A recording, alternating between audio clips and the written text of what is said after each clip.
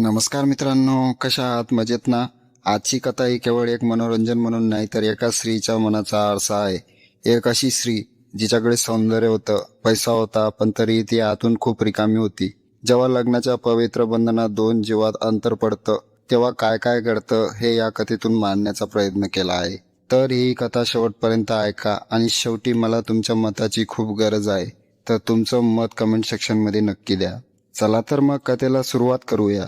तत्पूर्वी मित्रांनो, जर तुम्ही चॅनलवर नवीन असाल आणि चॅनलला सबस्क्राईब केले नसेल तर नक्की करा ही विनंती. माझं नाव आहे मानसी, वय 27 वर्ष. आरशात पाहिलं की मला स्वतःच्याच रूपाचा अभिमान वाटायचा. देवाने मला भरभरून सौंदर्य दिलं होतं. गोरीपान त्वचा, पाणीदार डोळे आणि एखाद्या अभिनेत्रीलाही हेवा वाटावा असं माझं व्यक्तिमत्व आणि सौंदर्य. माझं शिक्षण पूर्ण झालं होतं आणि साहजिकच घरात आता माझ्या लग्नाची चर्चा सुद्धा सुरू झाली होती. माझं मध्यमवर्गीय कुटुंब असल्यामुळे आई वडिलांना मुलीचं लग्न करून जबाबदारीतून मोकळं व्हायचं होतं. म्हणून मित्रांनो, तेव्हाच माझ्या मामांनी माझ्यासाठी एक स्थळ आणलं होतं. त्या मुलाचं नाव होतं समीर. समीर हा परदेशात एका मोठ्या कंपनीत इंजिनियर होता आणि त्याचा पगार पण खूप अफाट होता. शहरात स्वतःचा बंगला होता आणि घरची परिस्थिती अतिशय चांगली होती. पण जिथे सगळं चांगलं असतं तिथे काहीतरी कमी असतंच ना. समीर वयाने माझ्यापेक्षा बराच मोठा होता आणि रंगाने पण सावळा होता. म्हणून मला तो पहिल्याच नजरेत आवडला नव्हता.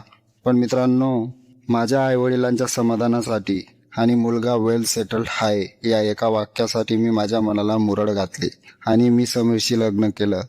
मी आता एका श्रीमंत घराची सून झाले होते. सध्या मी माझ्या सासू सासऱ्यांसोबत आणि ननंद प्रियासोबत नाशिकमध्ये राहत होते. बोलत म्हणत लग्नाला आता 5 वर्ष पूर्ण झाली होती. बाहेरून पाहणाऱ्याला वाटायचे की मानसी राणीसारखी राहते, पण त्या राणीच्या मनातला एकांत कोणालाच दिसत नव्हता. समीर परदेशात असल्याने वर्षातून फक्त एकदाच, तेही 5-6 महिन्यांनी काही दिवसांसाठीच घरी यायचा. तो 3-4 दिवस राहायचा आणि पुन्हा निघून जायचा. त्याच्यासाठी त्याचं काम आणि पैसा हेच सर्वस्व होतं. त्यामुळे माझी भावनिक किंवा शारीरिक गरज त्याला कधीच समजली नाही आणि त्याने कसलाही काही प्रयत्न पण केला नाही. मी वर्षभर घरात तरफडत असायचे आणि त्याच्या प्रेमासाठी आतुर असायचे.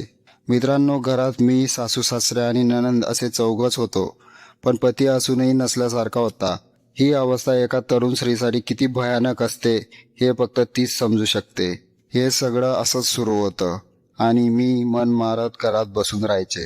मित्रांनो, शेवटी तो एक पावसाळ्याचा दिवस होता. घरातला किराणा संपला म्हणून मी संध्याकाळी 7 वाजता मार्केटमध्ये गेले होते आणि खरेदी करता करता मला वेळेचं भानच राहिलं नाही. बाहेर आले तर रात्र झाली होती आणि काळे ढग दाटून आले होते. घड्याळात 8:30 वाजले होते आता आणि माझं घर तिथून 10 किलोमीटर लांब होतं. रस्त्यावर रिक्षासुद्धा मिळत नव्हती आणि रिमझिम पाऊस कधीच सुरू झालेला होता.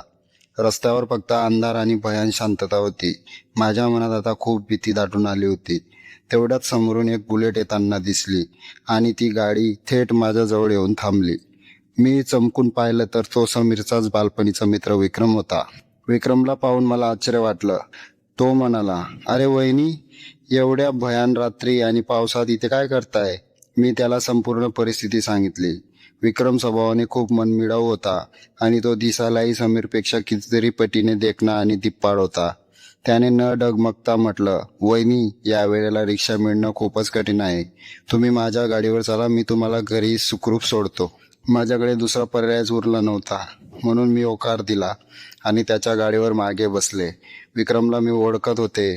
समीर आला की तो नेहमी घरी यायचा, पण आज त्याच्या गाडीवर बसताना मनात काहीतरी वेगळंच सुरू होतं आणि वेगळीच चलबिचल होत होती. आम्ही घराकडे निघालो. थंडगार वारा अंगाला झोंबत होता. रस्ता ओला झाल्यामुळे गाडी स्लिप होऊ नये म्हणून विक्रम गाडी सावकाश चालवत होता. त्याचवेळी रस्त्यात अचानक एका कुत्र्याने गाडीला आडवा रस्ता कापला आणि विक्रमने जोरात ब्रेक मारला. त्या धक्क्याने मी नकळत त्याच्या पाठीवर जोराने आदळले. माझा त्या शरीराचा स्पर्श त्याच्या पाठीला झाला होता. तो क्षणभर स्तब्ध झाला, पण काही बोलला नाही. मी लगेच सावरून बसले, पण थोड्याच अंतरावर पुन्हा एकदा एक खड्डा आला आणि पुन्हा माझा स्पर्श त्याच्या पाठीला झाला. खरं सांगू मित्रांनो, 5 वर्षांच्या त्या कोरड्या संसारात मला पुरुषाचा असा भक्कम स्पर्श कधीच जाणवला नव्हता. ती माझी नैसर्गिक गरज होती की मनाची भूक माहीत नाही, पण मला त्याचा सहवास हवा हवासा वाटू लागला होता. मी हळूच माझे हात त्याच्या खांद्यावर ठेवले आणि विक्रमनेही गाडीचा स्पीड कमी केला होता. त्याच वेळी आरशातून आमची नजर भेट झाली आणि त्या नजरेत मला जे दिसलं ते शब्दात बिलकुल सांगता येणार नाही. मित्रांनो, मी त्याला हळूच विचारलं, विक्रम, समीरला तर माझी आठवण येत नाही आणि गरज पण वाटत नाही, पण तुला कधी तुझ्या वहिनीची काळजी वाटत नाही का रे?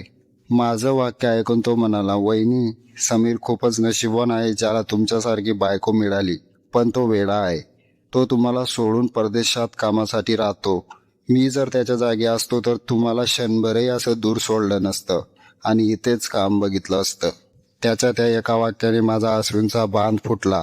मला जाणवलं की जी कदर माझ्या नवऱ्याने कधीच केली नाही ती हा परका माणूस करतोय. आम्ही घरी पोहोचलो तेव्हा रात्रीचे 9:15 वाजले होते आणि खूप अंधार झालेला होता. सामानाची पिशवी जड होती म्हणून विक्रमने मला मदत केली. तो पिशवी घेऊन आत आला. माझे सासरे हॉलमध्येच होते. त्यांनी त्याला पाहिलं आणि म्हणाले, अरे विक्रम, बरं झालं तू माझ्या सुनेला घेऊन आलास. बाहेर खूप अंधार आणि जोराचा पाऊस सुरू आहे आणि खूप रात्र पण झाली आहे. आम्हाला खूप काळजी झाली होती. विक्रम त्यांच्याशी थोडं बोलला आणि गप्पा गोष्टी करू लागला आणि तो त्याच्या घरी जाण्यासाठी निघाला, पण त्याची बाईक काही स्टार्ट होत नव्हती. त्याने 2-3 किक मारल्या पण गाडी सुरू झालीच नाही. कदाचित बाईकच्या इंजिनमध्ये पाणी गेलं असेल. म्हणून तो माझ्या सासऱ्यांना म्हणाला, काका, बहुतेक पेट्रोल संपलंय किंवा गाडीत पाणी घुसलं असेल म्हणून ती चालू होत नसेल आणि इतक्या रात्री पेट्रोल पंप पण बंद असेल. त्यावर सासरे म्हणाले, अरे मग काळजी नको करू ना, हे आपलंच तर घर आहे. आजची रात्र तू इथेच थांब, मस्त जेवण कर आणि आमच्या गेस्ट रूम मध्ये झोप. बाकी सकाळी बघू.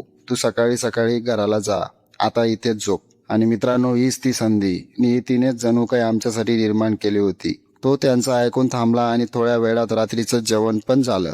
पण जेवताना विक्रमची नजर माझ्यावर खिळलेली असायची आणि मी लाजत मान खाली घालायचे. मित्रांनो, आता रात्रीचे 12 वाजले होते आणि सर्वजण झोपी गेले होते, पण माझ्या आणि विक्रमच्या डोळ्यात झोप नव्हती. शरीर आणि मन जेव्हा वर्षानुवर्ष उपाशी असतात, धडपडत असतात, तेव्हा त्याला सामाजिक बंधनाची पर्वा राहत नसते. मी एवढ्या रात्रीला लाल रंगाची साडी नेसली, केसात मोगऱ्याचा गजरा मारला आणि हळूच माझ्या खोलीतून बाहेर आले. संपूर्ण घरात शांतता होती. मी गेस्ट रूमचा दरवाजा लोटला जिथे विक्रम झोपला होता. पण मित्रांनो, विक्रम तर जागीच होता, जणू तो माझीच वाट पाहत होता. त्या काळ्या अंधारात त्याने माझा हात पकडला आणि मला जवळ घेतले. वहिनी, तुम्ही? तो पुटपुटला. विक्रम, आज मला वहिनी नको म्हणूस. मी फक्त एक स्त्री आहे आणि मला तुझी खूप खूप गरज आहे. मी अगदी हळू आवाजात पण ठामपणे म्हणाले. त्याने मला अजून जवळ ओढलं आणि त्या रात्री आम्ही समाजाची बंधनं, नात्यांची कुंपणं ओलांडली. ते फक्त शारीरिक आकर्षण नव्हतं, तर ती 2 एकाकी जीवांची नैसर्गिक गरज होती. एकमेकांच्या मिठीत आम्ही पूर्णपणे विसावलो होतो. आणि मित्रांनो, आम्ही पूर्ण सीमा ओलांडत स्वर्गात पोहोचलो होतो आणि एकमेकांच्या सुखाने न्हावून निघालो होतो. आता पहाटेचे 3 वाजले तरी आम्हाला वेळेचं भानच राहिलं नव्हतं. जेव्हा मी माझ्या रूममध्ये तिथून जायला निघाले तेव्हा विक्रम म्हणाला, मानसी, आपण जे केलं ते चुकीचं तर नाही ना? मग मी त्याच्या ओठांवर बोट ठेवलं आणि म्हणाले, ज्या घरात 5 वर्ष मी एकटीने भिंतीशी बोलत दिवस काढले, तरफडत बसले, तिथे मला सुख देणारा नवरा नव्हता. पण आज तू मला जिवंत असल्याची जाणीव करून दिलीस. हे चुकीचं नाही, ही गरज आहे. हे म्हणून मी माझ्या रूममध्ये परत गेले. मित्रांनो, दुसऱ्या दिवशी सकाळी विक्रम त्याच्या घरी निघून गेला, पण त्यानंतर आमचं हे गुपित नातं असंच सुरूच राहिलं. काही दिवसांनी सासू सासरे आणि नणंद बाहेर गावी गेले होते. घर पूर्ण रिकामं होतं. मी क्षणाचाही विलंब न करता विक्रमला बोलावून घेतलं आणि त्या दिवशी पण आम्ही पुन्हा एकदा आमच्या त्या सुखाचा आनंद घेतला आणि खूप खूप गप्पा मारून एकमेकांसोबत वेळ घालवला. पण मित्रांनो, आजही समीर परदेशात आहे आणि मी इथे आहे. जगाच्या नजरेत मी एक संस्कारी सून आहे, पण माझ्या गरजा, माझ्या भावना मी मारून टाकू शकले नाही. मित्रांनो, मी हे जे काही करते ते फक्त माझ्या अस्तित्वासाठी आणि मानसिक समाधानासाठी. मी हे चुकीचे केले की बरोबर हे मला अजिबात सांगता येणार नाही, पण एवढंच सांगते, मी पण एक जीव आहे आणि माझ्या पण इतरांसारख्या गरजा आहेत. तर मित्रांनो, ही होती माझी कथा आणि कथेचा शेवट करताना मला तुम्हाला एक महत्त्वाचा विचार सांगायचा आहे आणि माझं मत सांगायचं आहे. आज समाजात अनेक स्त्रिया अशा आहेत ज्यांचे पती पैशांच्या मागे धावतात आणि आपल्या पत्नीच्या भावनांचा, तिच्या नैसर्गिक गरजांचा विचार करत नाहीत. कारण लग्न म्हणजे फक्त मंगळसूत्र घालणे नव्हे, तर एकमेकांना वेळ आणि प्रेम देणं तितकंच महत्त्वाचं असतं. आणि मित्रांनो, खरं तर जेव्हा घरातलं माणूस दुर्लक्ष करतं, तेव्हाच बाहेरच्या माणसाला वाव मिळतो आणि संधी मिळते. मानसीने जे केलं ते समाजाच्या दृष्टीने पाप असेलही, पण निसर्गाच्या नियमाप्रमाणे पाहिलं तर तिने तिच्या रिकाम्या आयुष्यात आनंद शोधला होता. हे जे काही घडलं त्याला मी अजिबात समर्थन करत नाही. पण असो, ज्याची त्याची लाईफ असते. ज्याला त्याला जगण्याचा त्यांच्या पद्धतीने पूर्ण अधिकार असतो. आणि मित्रांनो, आता माझा तुम्हाला एक प्रश्न आहे. परिस्थितीमुळे हतबल होऊन मानसीने उचललेलं हे पाऊल चूक होतं की बरोबर? तिने आयुष्यभर कुठंच जगायला हवं होतं की मिळालेल्या संधीत सुख शोधणं योग्य होतं? तुमचं प्रामाणिक मत कमेंट बॉक्समध्ये नक्की सांगा. जर कथा आवडली असेल तर व्हिडिओला एक लाईक मनापासून करा आणि अशाच वास्तववादी कथांसाठी आपल्या चॅनलला सबस्क्राईब करायला अजिबात विसरू नका. काळजी घ्या. धन्यवाद.